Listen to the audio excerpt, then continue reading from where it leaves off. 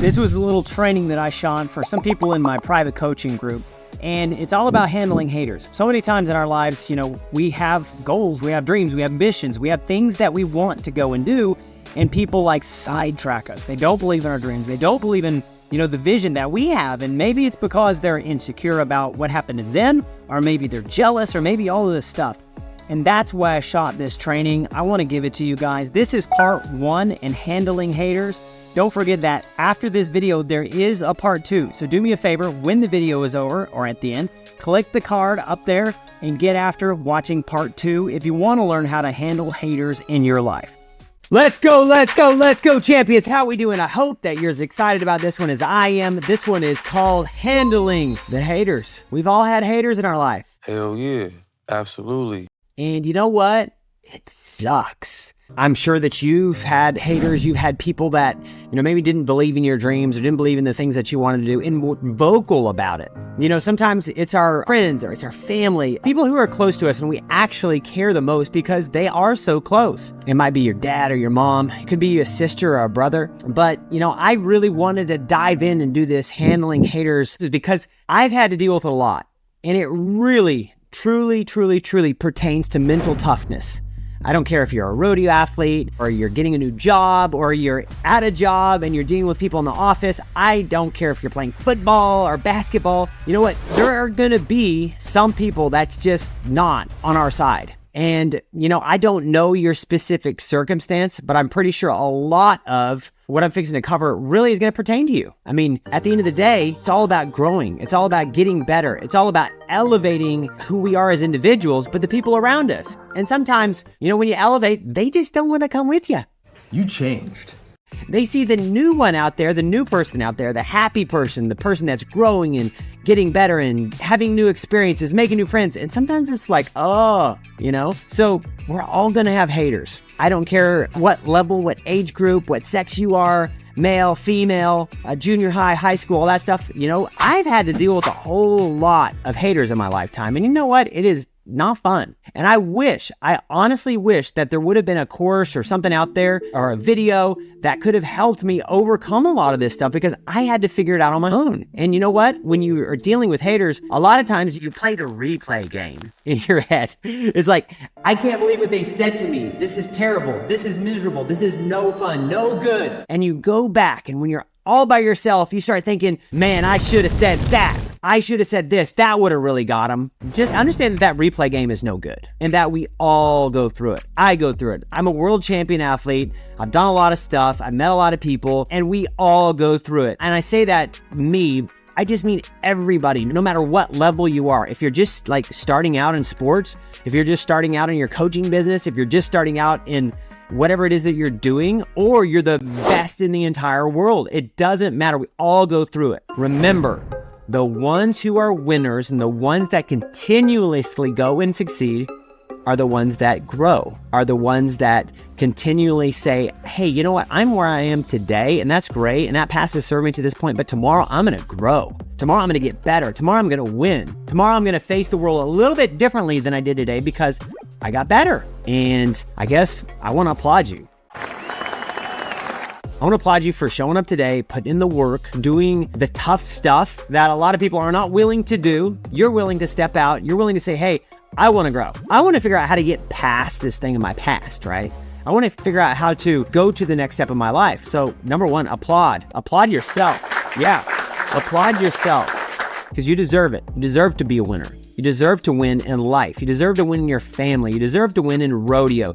You deserve to win in your business. You deserve to win in all aspects in every area of your life. So give yourself a pat on the back. When I dive into this, don't take anything personal that I'm going to bring up because I'm going to be talking about how to handle haters, but I'm also going to be telling you how to handle yourself in the midst of that adversity. So much of handling the haters is handling ourselves. How do we react? How do we respond? How do we feel when somebody says, you know what, you're not good enough. You're too slow. You're too skinny. You're too big. You're too all of these things, right? So a lot of this training has to do with not only how to handle them, but how to handle you, how to handle me, how to handle ourselves. And so with going into that, you have to know the number one thing when you're talking about handling haters. Everything on my terms. Everything out there is on my terms. I choose to be the one in authority in this situation. I choose to be the one who can take control. I choose to be strategic. I choose to go to the next level. I'm choosing all these things. You see, when everything is on your terms, then you have the power to change the trajectory of the conversation, of how things go, about how you feel. You choose to be maybe like pissed off. Oh my gosh, I can't believe they said that. And then you tell everybody, blah, blah, blah, blah. I told my sister, I told my friend, they said this about me. They're so bad. Oh, I hate this person. Or you can choose to say, you know what? No. It's all my terms. I choose what I blurt out. I'm maybe not going to repeat anything they've ever said to me because it doesn't do any good. It doesn't serve me. It doesn't serve my future. It doesn't serve my family. It doesn't serve my pocketbook. It doesn't serve my sport. It doesn't serve me winning in the arena. As we go through this whole training, number one, remember that it is on your terms. You are the one in charge. You are the one in control. You are the winner. You are the champion, not them. Not that person that said, hey, you know what? You're not good enough. I can't believe you keep making them mistake. What the hell are you? Not that person. You're in charge. I need you to remember that. The further we get with this, like I said, I'm going to be calling out you and I'm going to be calling out the haters. But the number one thing that you have to just accept, and I hope you're saying this out loud to your iPhone or to your computer or wherever you're watching this, it's on my terms. It's not their terms. It's my terms. So many times when we get into an inflammatory argument or a difficult conversation or somebody says something mega hurtful, it gets you on the reactive and it gets you firing off back on your heels like a boxer. Like somebody's coming in, they're punching, they're boxing, right? And somebody gets hit in the chin, they're like back, and they're like, oh no, what do I do now? I gotta protect myself. I gotta protect myself. I want you operating on your terms from an offensive state. When things get difficult, when things get inflammatory, and they're just throwing darts at your balloons left and right, the only thing you can think about is protecting those balloons. I want you to just take the balloons and get them out of the way of the dart. Simple. That's all I gotta do on my terms, not their terms. My only goal for this video is to add value to your life. And guess what? If I add value to your life, do me a favor, like, subscribe, and share this video. And also, go ahead and leave a comment below. If you think this video rocks, let me know. If you have a topic that you want me to cover another video on, leave it in the comments below.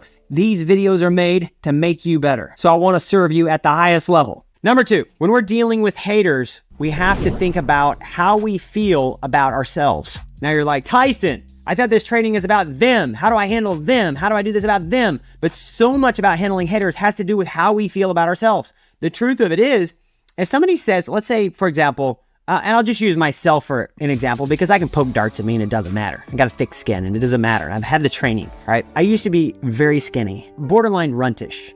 I was a young little guy, bright red hair, pale skin, freckles all over his body, and I was always the runt. I was always the littlest. I was like the last kid to get picked when we played football. I was the last kid to get picked for teams, right?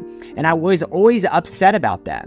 And I was self-conscious about being the littlest, the skinniest, the scrawniest, the runtiest. People would call me runt. People would laugh and joke about how little I was. But at the end of the day, it's how I felt about myself that allowed that hater to magnify the problem. So for example, I'm a little guy, I'm out there young, and somebody says, you know, and you're picked last for the kickball team or whatever, and it's like, crap, you know, I'm the worst because I was picked last. And then somebody calls you a runt, and you know that you're already the smallest. How is that magnified? Can you see how that's magnified? It's magnified much bigger because you already know it about yourself, or you're already feeling this certain way. And then some hater comes along and says this thing, and then it just, boom, it blows it up. It magnifies it up, right? And so how do you feel about yourself? Write it down. Right? How do you feel about yourself? What are some things that maybe you might be a little bit subconscious about on yourself that maybe you need to work on? I was always the littlest. At this time in my life, I didn't know that I could just like work out or exercise or eat better. Like I just thought food was something you push in your face. Like there was never a thought of like protein content or how this food works with my body. There was never any of that stuff. And so because I felt this way and the people would, you know, give me a hard time about it, I chose to let that get exploited. At that time, how I dealt with that as a little guy was like, I'll just punch you in the face and see if you do it again. Now, I was a little firecracker, a little fighter, right? But it still didn't fix the fact that I felt like a runt. I got to my freshman year in high school. I weighed 105 pounds. I was skinny, scrawny. I was like literally like a popsicle stick or a toothpick, right? Because I started growing, but I was ultra skinny. And so I carried that with me for a long time. And the truth about it is, if you can learn to have a better self-image, then what these haters say doesn't penetrate so deep. How do you feel about yourself? That's the question. If you're concerned about, maybe not being the fastest or the best speaker or a little overweight, and somebody comes to you and says, hey, you know what, you're freaking slow. You're never going to make the football team. Or, you don't speak well. You could never go and speak in front of people because you stutter. Like, you can't do that. Or if they say you're never going to be able to fit in that prom dress because you're too big, like, how does that make you feel? Because you might be a little bit insecure about this one little thing. It exploits it. It makes it so much bigger. It's like standing out there with a microphone, announcing it to the world, right? And as it gets bigger, you get smaller. It's a big deal. The thing that we're subconscious about is so much bigger, and we get smaller and smaller and smaller and smaller until it starts to shape our identity, is that thing that we believe about ourselves. And so the question is, how do you feel about yourself, and what can you do to make it better so that it doesn't hurt so bad if somebody brings it up? My case in point, I don't say that everybody should punch bullies in the face. I'm not saying that. It's just what worked for me. I was one of those little guys. I was a little bit of a big firecracker, and I was taught to fight very young in life. And by the way, I wasn't a good fighter. It didn't bother me to fight. But when they said, hey, runt, hey, dirt ball, hey, whatever, because I took showers or baths. We didn't have a shower, baths once per week. And I lived on a farm, so I was super dirty. When they would make fun of me, I'd be like, how'd you like to get punched in the face? And then that would allow me to feel better, okay, knowing that they weren't going to say it again. Now, I'm not telling you to do that. I'm telling you to fix the issue that you have. Recognize that we're all created in God's image. We're all created perfectly. When you were born, think of the possibilities in your life. You wanted to be a freaking astronaut, a fireman. You wanted to be a princess, a queen. You want to do magnificent things. And then the voices of the world come in and they try to steal that away from you. I want you to get back to that childlike faith, that childlike person that said, I can do anything. I can be anything. I can fix anything. And sometimes getting over these issues about how we feel about ourselves when we dive back into our childhood, it's like, boom. When I was a kid, I wanted to be this. I wanted to be that. Why not? Why not me? Say this to yourself. I deserve it. I am a champion. I am a winner. But how do you feel about yourself? What are some things that you can do to make yourself not feel quite so insecure about this certain thing? Recognize that handling haters is much easier if you work on yourself first, which is why you're here in the first place, right? And this is you, because the reason I'm making you dig into yourself is when you say, hey, I'm looking at me first, why this is happening to me, it's on your terms. There's logic behind this. There's a strategy behind this. What can I do? It's not the victim mentality. Oh, this happened to me.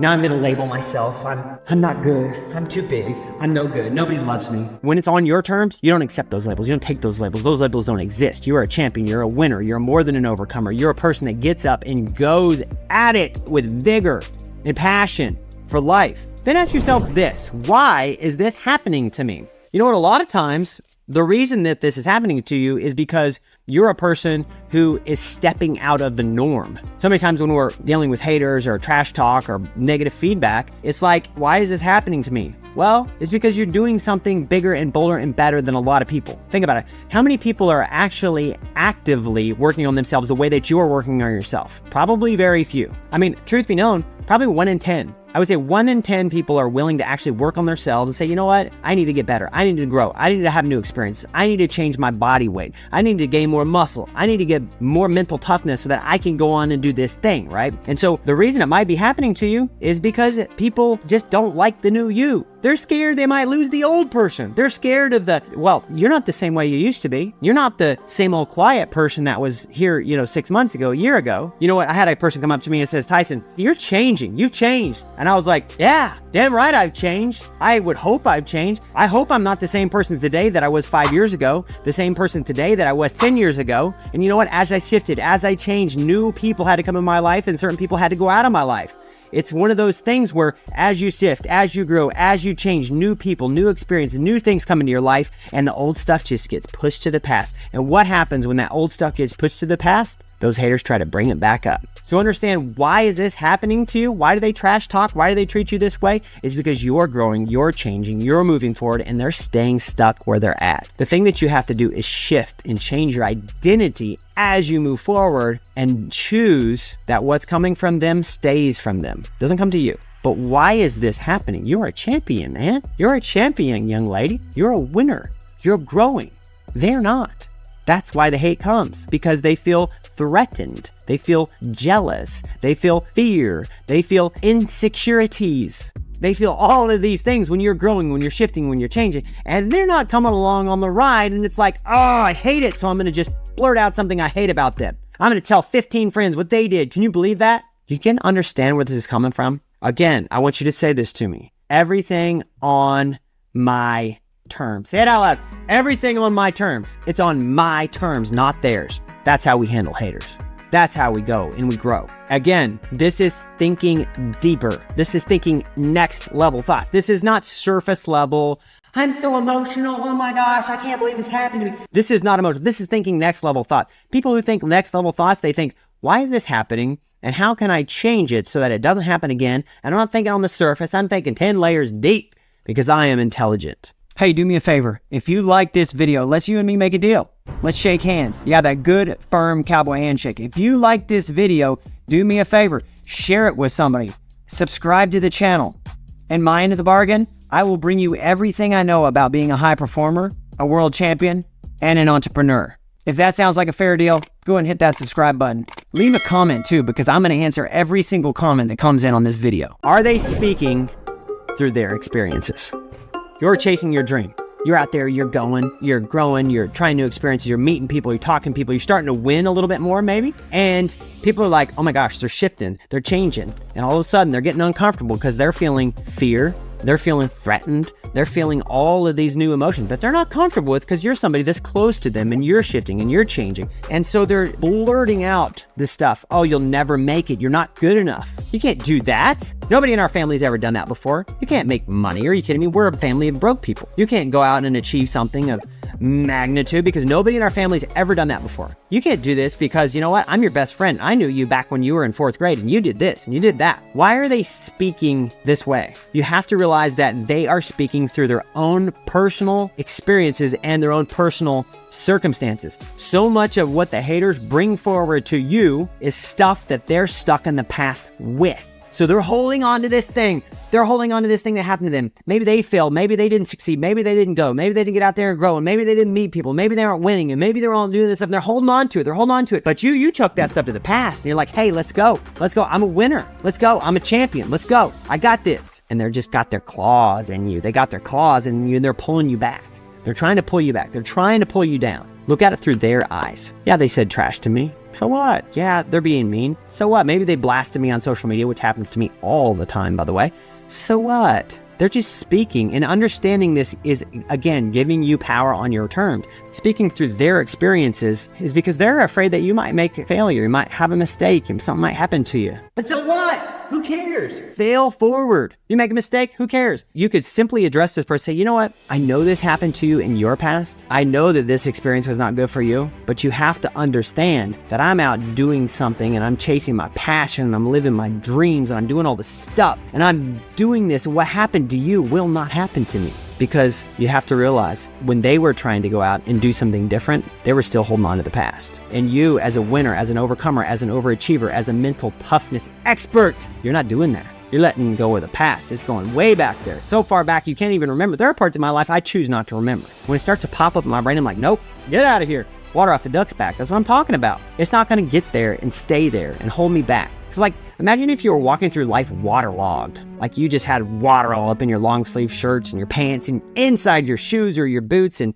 your hair's wet. How much weight does that carry? Nah, I'm not going to get wet. I'm going to stay dry. I'm going to keep moving forward. I'm going to run. Just realize that these haters a lot of times are just speaking through their own personal experiences, times when they failed, times when they've slammed down, times when they've had mistakes. And just because it happened to them does not mean it's going to happen to you. And if you're a person who's struggling with getting the momentum and getting the ball rolling, I have something amazing for you. It's called the Cowboy Challenge. Down in the description below, I want you to accept the challenge, the Cowboy Challenge, to give you momentum, to give you resiliency, to give you mental toughness, to go on and chase life. And you can check that out. There's also a ton of free stuff in the description below. Do me a favor, like, subscribe, and leave a comment below. I truly will read every single comment on this video. And guess what? If you want to watch another amazing video, check this one out right here. I know that it will serve your life. Take care. Adios.